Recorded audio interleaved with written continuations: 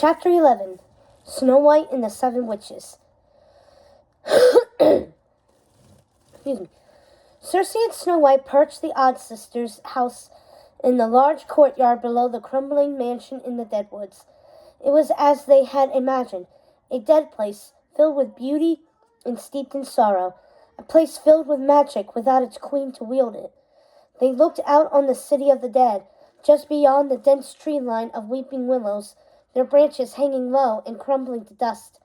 The city was still and quiet, but Circe and Snow knew it was likely the dead still resided there.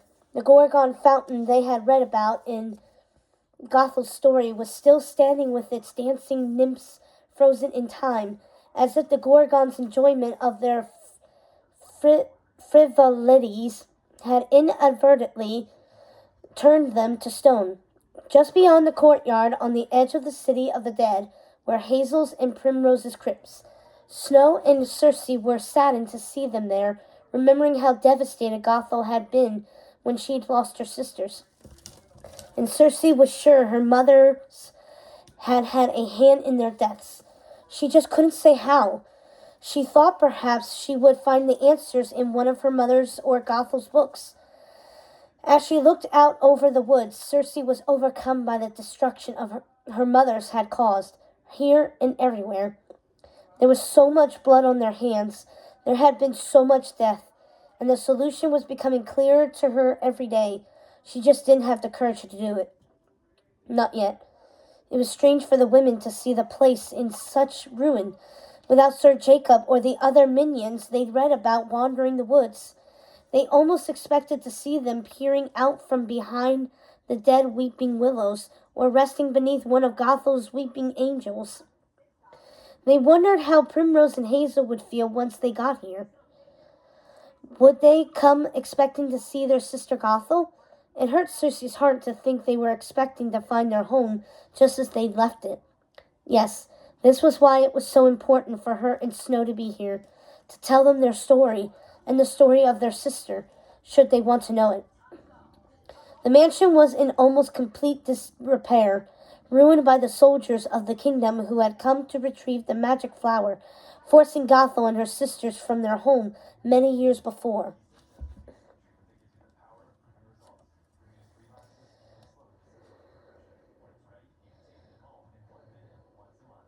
Circe imagined Sir Jacob and his army fighting to protect the Deadwoods, hoping one day Gothel would return to see these lands and take her place as Queen of the Dead. She felt heartbroken about the ruin of their lives and their home, and of Jacob's hopes and dreams. And to think, all that time, Gothel had been right. The flowers had brought her sisters back to life. If only the flowers Jacob had planted at the little cottage so many years before had bloomed in time. Where should we start, Snow? The library? Should we see if it still stands? Snow nodded without a word, just as moved as Circe by the state of the Deadwoods. Could you maybe repair it? She asked quietly. Do you have that power? Circe hadn't even thought of that. I just might. And what a wonderful idea. If Primrose and Hazel intend to live here, then I suppose I'd better try. Should we see if... Snow stopped herself. What's that, Snow? What did you say? Snow squished her lip to the side and bit it, as she often did when she was vexed or unsure about something. I was going to ask if we should check to see if Sir Jacob survived. That's a good idea. Let's check. But Snow was still making that face, causing Circe to think she was unsure. Do you think we should disturb him? In Gothel's story, he did say he wanted to rest. Circe smiled. You are so kind, Snow. And you're right, he did say that. But I think he would want to know if his witches are about to return. How much time do you think we have before Hazel and Primrose get here? Maybe one day more if they're on foot, I think. Is that enough time for you to get things in better shape while I take a look in the library and maybe go through the books we took from Mrs. Tittlebottom's? Snow desperately hoped she would find the pages from the morning box. Snow, what is this all about? This obsession with missing pages. What is the morning box? I don't want to say, Circe. Not until I've read the entire story. Please, trust me. Circe took Snow's hand as they walked toward the mansion. "Of course I trust you, cousin. I trust you with my entire heart. Let's see if the library is still standing, shall we? And then maybe break our fast with something from the feast Mrs. Tittlebottom packed for us." The two ladies made their way up the hill to what was left of the mansion. Inside, it wasn't as ruined as they had feared. Many of the rooms were still intact and undamaged by the battle. Most of the destruction was to the outer walls and vestibule, and Circe imagined this was what it must have looked like after Mania attacked Gothel and her sisters years earlier. Both of the ladies were happy to see that the morning room they'd read about was still beautiful. Only a few panes of glass had been broken, and the furniture hadn't been turned over or damaged like it had in some of the lower rooms. "This won't take much time at all to manage," said Circe, as she and Snow White continued to explore, in search of the library.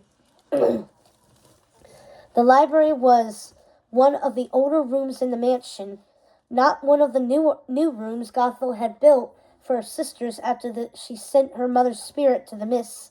It was sad seeing this place, reliving Gothel's story as they walked the paths she must have taken. Snow made herself comfortable in Primrose's old customary seat in the library, the one near the stone carving of a tree that was slightly in bloom. The carving was the one display of life in this dreary place aside from the monstrous stone beasts that were carved into the walls of the older rooms. Snow smiled as she thought of Primrose, and she hoped Primrose was the sweet person she had conjured in her mind after reading Gothel's story. "I'm going to leave you to your search if you don't mind," Circe said. "I don't have much time to make this place more inhabitable for Hazel and Primrose." Snow looked up at Circe with her sweet, large brown eyes. "And you will look for Sir Jacob?" Circe smiled and nodded. "Yes, I will look for him." Snow bit her lip. "What's on your mind, Snow?" "It's just I've been wondering. How were we able to enter the dead woods? Aren't the boundaries enchanted? And even if the minions and Jacob are here, how would you summon them?" Circe wasn't sure. "I suppose the enchantment died with the last of the witches who ruled here." That didn't seem to satisfy Snow. Circe could tell she had more questions but didn't ask. Circe, too, wondered how her mothers had entered the woods when they were still girls. For now, it would remain a mystery. "I have the mirror in my pocket, Snow. Do you have yours?" Snow looked up from the book she had been perusing while they were chatting and nodded. "Call me if you need me. And don't forget to keep that locket on at all times," Circe said. Snow shook her head and laughed. "I may not be a witch, but I was raised by one. I'll be fine, Circe. Now go. I have a lot of reading to do." Circe left Snow to her books while she went through the mansion, repairing the damage with the wave of her hand. She expected this sort of magic to be difficult and exhausting, but it was almost effortless. As she swept through the mansion, her magic bringing the house back to its former glory, Circe felt like she was bringing the past back to life, preserving it for Primrose and Hazel, just as Gothel and Jacob had preserved Primrose and Hazel. Circe found herself back in the courtyard, putting statues in their original positions, and to her surprise, she found two striking young women standing before Primrose's and Hazel's crypts, right beneath the words Jacob had etched into stone. "Sisters. Together. Forever." The women looked exactly as Circe had imagined them.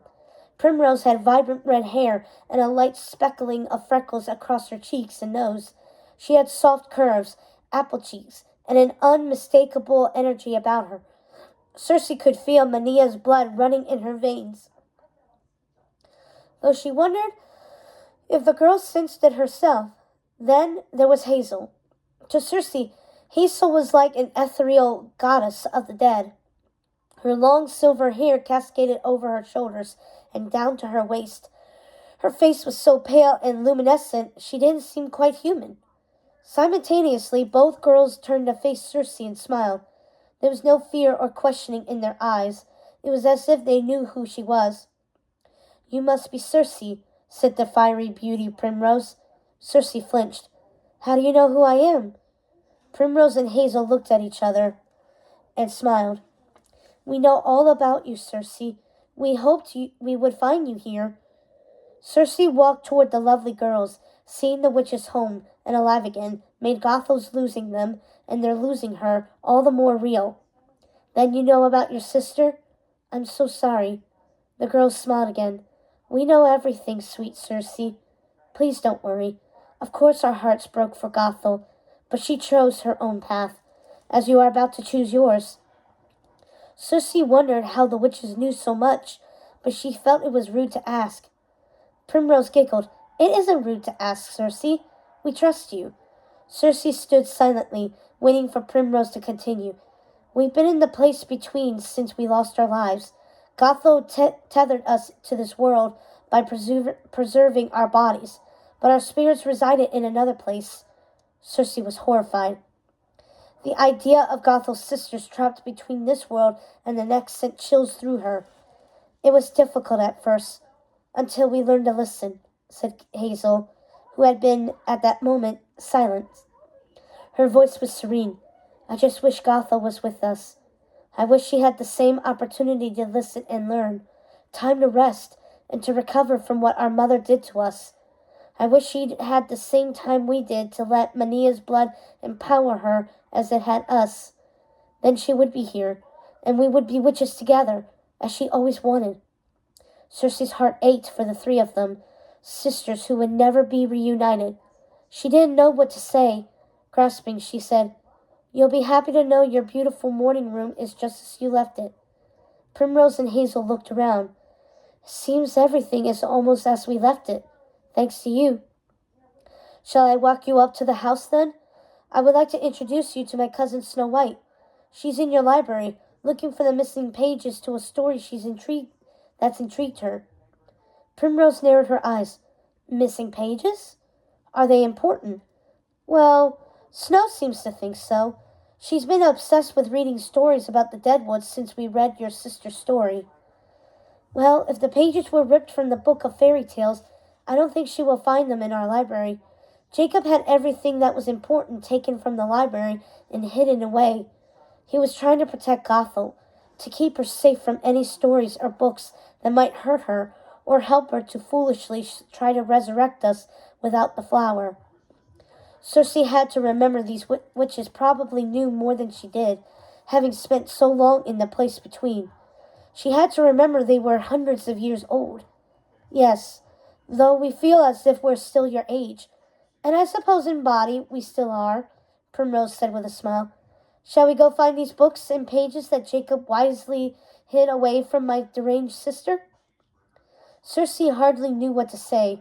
It wasn't surprising Primrose would hold that opinion of her sister, but she hadn't expected to hear her say something outright. We lost our sister, Circe. We do, but we see her clearly. We see her more clearly than she ever saw herself. We had nothing to do in the place between but listen and learn. Don't mistake us. We do mourn her, but we've been mourning her for a very long time, long before she turned to dust and passed into the mist to be with our ancestors. The three witches walked the path Circe and Snow had read about, past the weeping angels, beneath the dead willow trees, their long hanging branches swaying in the breeze and making the sunlight dance. They reached the crypt Circe remembered from Gothel's story, the one with the large anatomical image of a heart in stained glass. Circe gasped, startling the young witches. What is it, Circe? Are you all right? Circe didn't know how she felt about waking Jacob, if he was there at all. She wasn't sure it was fair, even if they needed his help. He will be happy to see you, Circe. Call him. Happy to see me? He doesn't even know me. Circe felt as if the witches knew far more than they were sharing. He knows of you. Your mother spoke of nothing else, wrote of nothing else in their missives. Primrose and Hazel were smiling at Circe like she was an old friend, not like she was someone they had just met. It was strange, this feeling of familiarity they seemed to have with her, and how comfortable she felt with them, How oddly at home she was in this strange and beautiful place. But that wasn't me. That was their real sister. That's Circe, the one they wrote of. She died, Circe said in a small voice. Oh, you are her, Circe. You are real, and you were always meant to be. Now please, call Sir Jacob. I promise he will answer if he is within, said Hazel, urging Circe to be brave. What are the words? Circe felt she was on the edge of something. She felt that in doing this, she would somehow be changing her life forever. You're right, wise witch, Hazel said, reading Circe's thoughts. Now use your own words and summon Jacob. Circe took a deep breath, and she said the words that came not from a spell book, but from her heart. Sir Jacob, the living are in need of you once more. If anyone is deserving of rest, it is you. So please, forgive our intrusion, and know it pains me to rouse you from your slumber. Primrose and Hazel smiled as they heard Circe's choice of words. Circe could see they approved. The door to the crypt opened slowly, with the terrible sound of stone moving against stone. Circe understood now why it had set Gothel's teeth on edge when she heard it. Jacob stood in the open doorway, squinting against the sunlight. He looked much the way Circe had expected, exceedingly tall and large-boned, and she could tell he had once been very handsome. He held his top hat to shield his eyes from the sun as he slowly made his way out the crypt door. As his eyes adjusted, he saw them. He saw his witches, his Primrose and Hazel. His face twisted into his customary strained smile, and it sent joy into Circe's heart to see it. Both girls rushed to their dear old friend, hugging him around the waist. Then he looked up and saw Circe. She saw it washed over him. A look, a recognition she hadn't expected. If she hadn't known better, she would have thought the man knew her, loved her, and was happy to see her. Well, the one made from 3 has finally come to the Deadwoods. But does she bring her mothers crashing down on us, as it was foretold? Or have they been safely stowed away, as the ancestors hoped? Circe was taken aback, too confused even to answer. Sir Jacob looked to Primrose and Hazel. She doesn't know, then? The witches shook their heads. No, Primrose said. She came here with Snow White, seeking answers about her mothers. I think it's time she learned the truth.